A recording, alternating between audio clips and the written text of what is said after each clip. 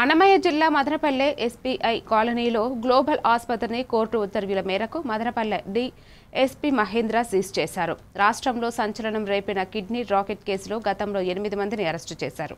ఆసుపత్రి గుండ్రంగా పనిచేసిన కేసులు కోర్టు, రెవెన్యూ సిబ్బంది సమక్షంలో సీన్ రీకన్స్ట్రక్షన్స్ తర్వాత సీజ్ నిర్వహించబడుతుంది.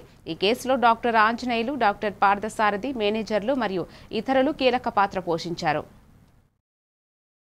మెడిసిన్స్ అవ్వచ్చు, మిగిలిన ఏదైతే రెలవెంట్ మెటీరియల్ ఉందో అవన్నీ కూడా మేము సీజ్ చేయడం జరిగింది. సీజ్ చేసి పంచనామా డ్రాప్ చేసుకొని మేము మళ్ళీ కూడా రేపు కోర్ట్కి సబ్మిట్ చేయడం కూడా జరుగుతుంది.